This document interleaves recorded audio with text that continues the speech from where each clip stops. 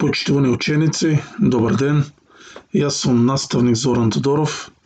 наставник по историја и по граѓанско образование. И денеска повторно ќе се обидам да ви помогнам да совладате дел од наставните содржини. Денеска повторно ќе имаме наставна единица за учениците од 9-то оделение,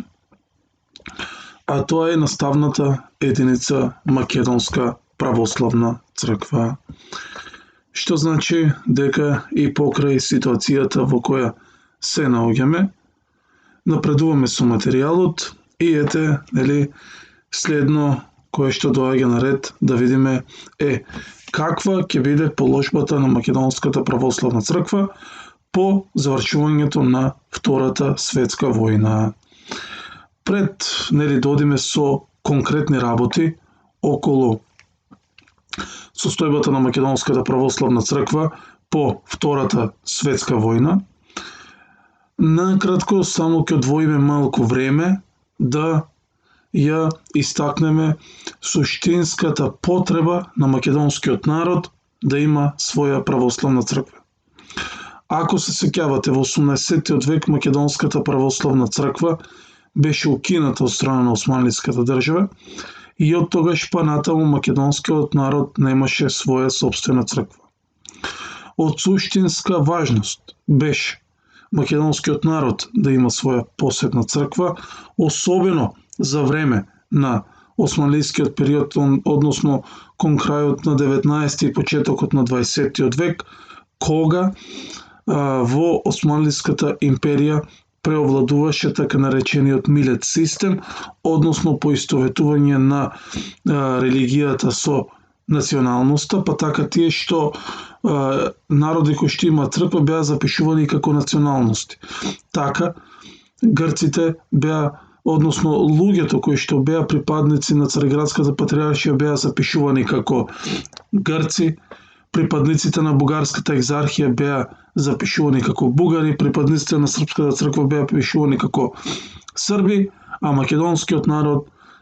немаше своја црква и поради тоа беше принуден да станува дел од црквите на соседните народи. Па така се појавија голем број на македонски дејци низ историјата кои што бараа своја собствена црква. Еден од нив ќе го споменеме познатиот Теодосиј Голуганов, кој што се залагаше за создавање на македонска посебна црква и гледаме дека таа борба која што ја започнаа дури и браќата Миладиновци кон крајот, кон средината на 19 век, значи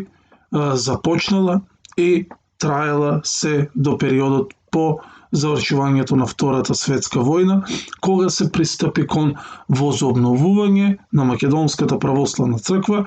односно кон возобновување на Охридската архиепископија, за која што македонскиот народ сметаше дека е македонска црква, а дека возобновување на една македонска црква всушност представува континуитет или продолжение на старата Охридска архиепископија. За ова биле свесни и водачите на народно-ослободителна војна во Македонија и партизанските одреди, начело со Михајло Апостолски, Методиј Андонов Ченто, Лазар Соколов, Венко Марковски и така натаму, и сите тие всушност знаеле дека Македонската црква, односно Охридската архиепископија, е длабоко врежена во колективната меморија на македонскиот народ, затоа тие за време на војната размислувале како да се организира еден нов верски живот во Македонија и знаеле дека од многу голема важност е возобновување на Македонската црква и затоа се превземале сите народи, сите подготовки за тоа да се случи. Па така во октомври најпрво е формирано верско поверенство во рамките на нов и на пом. Што значи тоа? Во рамките на главниот штаб, односно во рамките на партизанското движење во Македонија, кои се бореле против фашистите во Втората светска војна, е формирано едно верско поверенство. Тоа значи дека тоа е една организација внатре во рамките на самото партизанско движење која треба да се занимава со организирање на верски живот. За верски повереник е истакнат македонскиот свештеник Велјо Манчевски, кој исто така бил учесник во НОВ, и така начело со Велјо Манчевски требало да се организира верскиот живот во Македонија,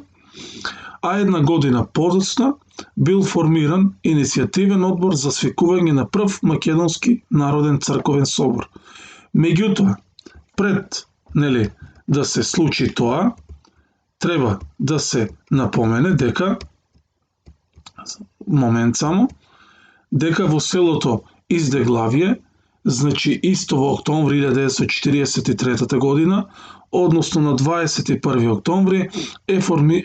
одржана првата верска средба на кој се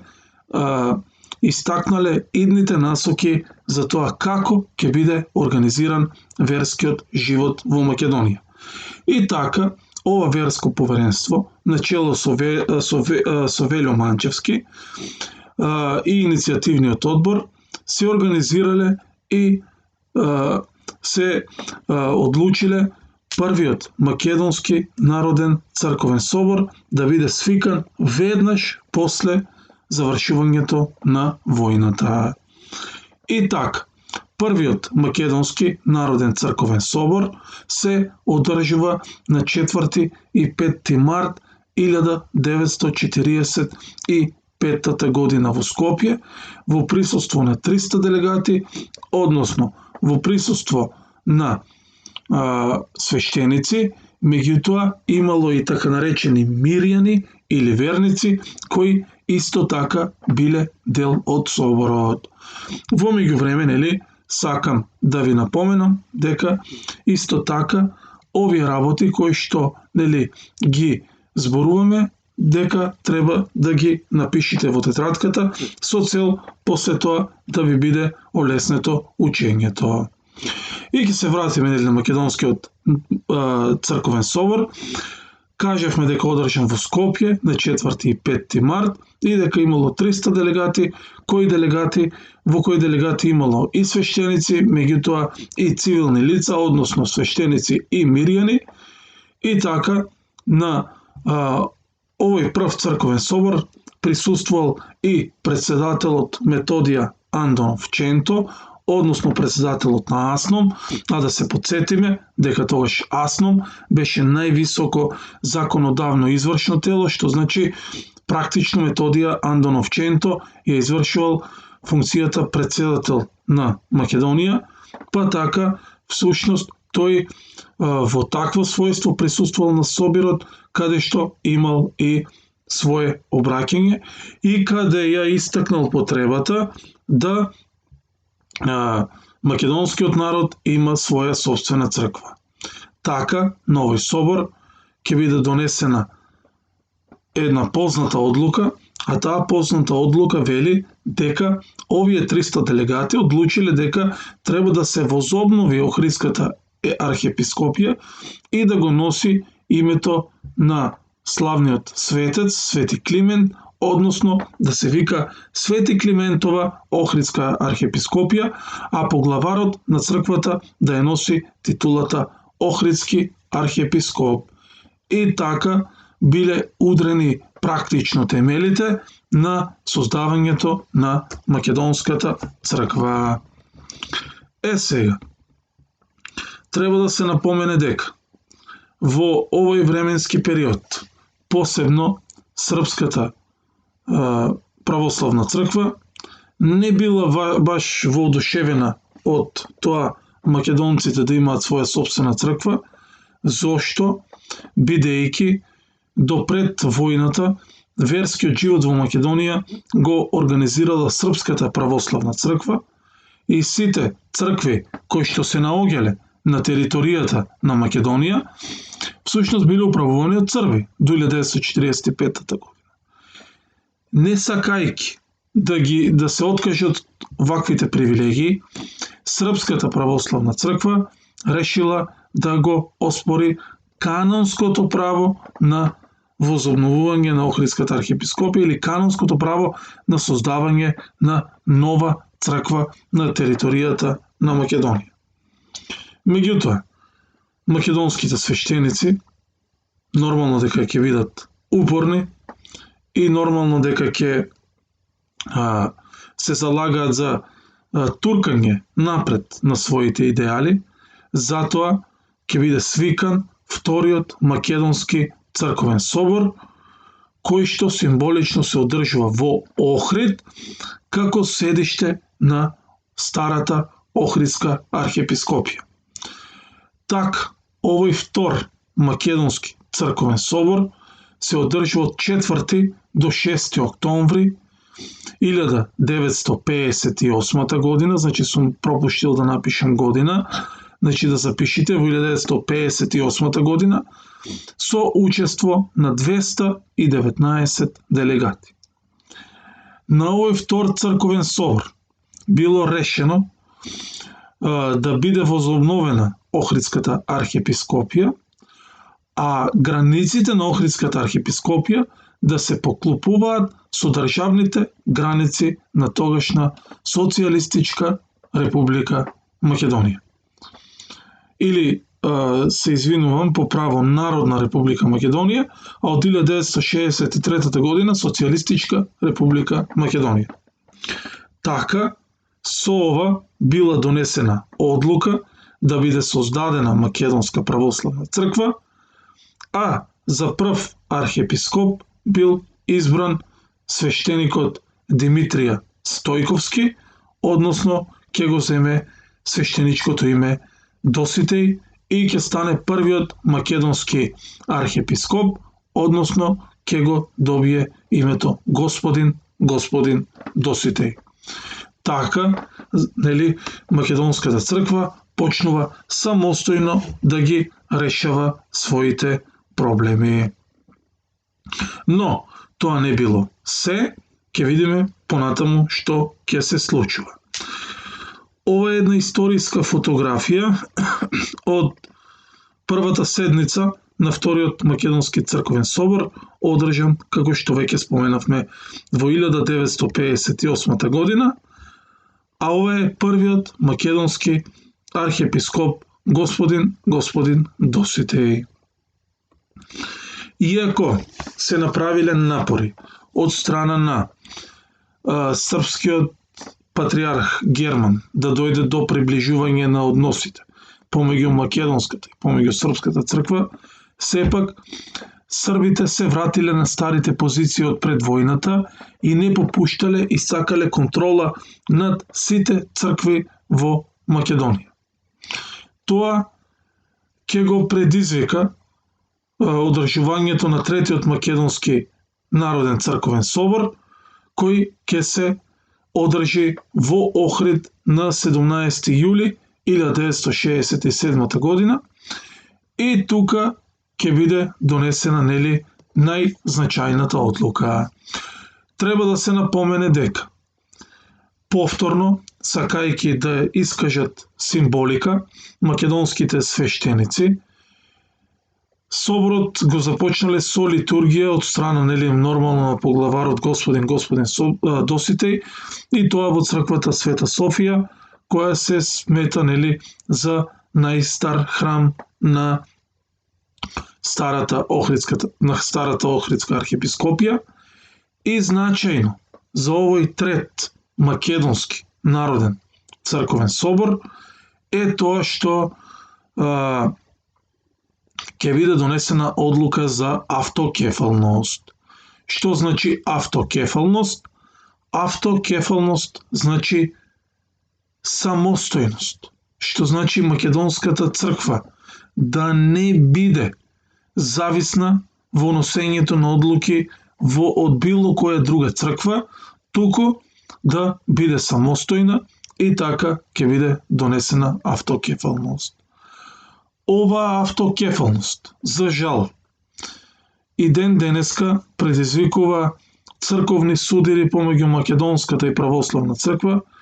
и ова автокефалност е оспорена од Српската православна црква. Голема штета и голема жал е што црковното прашање е единствено прашање во тие македонско-српски односи, бидејќи македонската и српската држава немаат ниту еден спор, освен црковниот спор. Тоа оспорување трае и ден денеска, и ден денеска Српската православна црква смета дека треба да оствари свое влијание во Македонија, односно треба да има свое влијание врз контрола и врз црквите кои што се наоѓаат на територија на Македонија и да има контрола врз нив. Но едно е јасно, македонскиот народ успел да создаде своја црква и на тој начин да се продолжи она што се нарекува традиција во зачувувањето на јазикот, културата и обичаите, бидејќи во минатото Македонската православна црква беше таа која што беше чувар на македонската традиција и на македонските обичаи, и затоа Македонската православна црква е дел од тој колективен национален идентитет на македонскиот народ. Треба да се напомене дека тоа што веќе сигурно сте го учеле во 7 одделение, дека начело на Македонската православна црква се наоѓа архиепископ како водечка свештеничка личност. Највисоко тело во рамките на Македонската православна црква е синодот, кој што е составен од архиереи или владици, и синодот го избира архиепископот. Така, во Македонската православна црква имаме територијална поделеност, односно црковно Македонската православна црква има епархии, односно тоа се делови со кои управува еден свештеник или повеќе епархии. Мислам дека денеска беа вкупно 12 епархии и свештеникот кој што управува со тие епархии се нарекува владика, и сите тие цркви кои што се наоѓаат во таа епархија се под надлежност на владиката. Значи, владиката е највисок свештеник во тие епархии, и треба да се напомене дека во Македонија има повеќе епархии, нема да ги набројуваме сите, како например Преспанско-Пелагониска, Повардарска, Брегалничка, Полошка и така натаму, нормално Охридска, но треба да се напомене дека тоа е организацијската поставеност, а најниска црковна единица е парохијата која е составена од општина или населено место. Од прилика тоа е тоа за Македонската православна црква, со тоа македонскиот народ го добил историското право да има своја црква и всушност се задржани традициите, тоа македонскиот народ да има еден столб кој ќе биде чувар на македонската традиција и обичаи. Се надевам дека ова од прилика беше јасно, само уште да напоменеме дека Македонската православна црква исто така е нишката која што го поврзува македонскиот народ со диаспората, бидејќи има и голем број на цркви во странство, надвор од територијата на Македонија, и во тие цркви се почитуваат и практикуваат македонската традиција и обичаи, како и македонскиот јазик. Се надевам ова што го зборувавме дека беше јасно и дека ви помогнав во совладувањето на оваа наставна единица. Од прилика толку.